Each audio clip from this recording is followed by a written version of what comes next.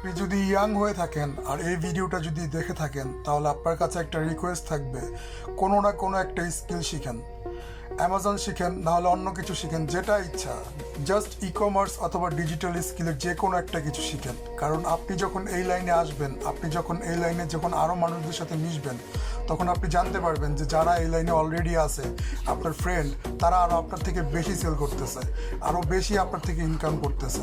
আপনি এখন যেই চাকরি করতেছেন, যেই জবই করতেছেন, আপনি যখন এটা শুরু করেন 1-2 মাসের মধ্যে এটা থেকে আপনার যে জব এবং যে স্যালারি আছে তার থেকে কয়েক গুণ বেশি ইনকাম করতে পারবেন। সো আপনাদের কাছে রিকোয়েস্ট থাকবে, অবশ্যই ডিজিটাল মার্কেটিং শুরু করুন। অ্যামাজন যদি শিখতে হয় আমার কোর্সে জয়েন করুন। আমি আপনাদের শিখিয়ে দেবো কীভাবে প্রোডাক্ট লিস্টিং করতে হয়, কীভাবে অ্যাকাউন্ট ক্রিয়েশন করতে হয়, কীভাবে FBA শিপিং করতে হয়, এভরিথিং। আমার স্টুডেন্টদেরকে আমি প্রোডাক্ট হান্ট করে দিয়ে থাকি, প্রোডাক্ট লিস্টিং করে দিয়ে থাকি, প্রোডাক্ট সোর্সিং করে দিয়ে থাকি, এমনকি অ্যামাজন ওয়্যার হাউসে প্রোডাক্ট শিপিং পর্যন্ত করে দিয়ে থাকি। আমাদের স্টুডেন্টদের কিছুই করতে হয় না, কারণ আমি জানি আমার স্টুডেন্টরা জব করে, বিভিন্ন কাজে ব্যস্ত থাকে, বিভিন্ন বিজনেসে ব্যস্ত থাকে।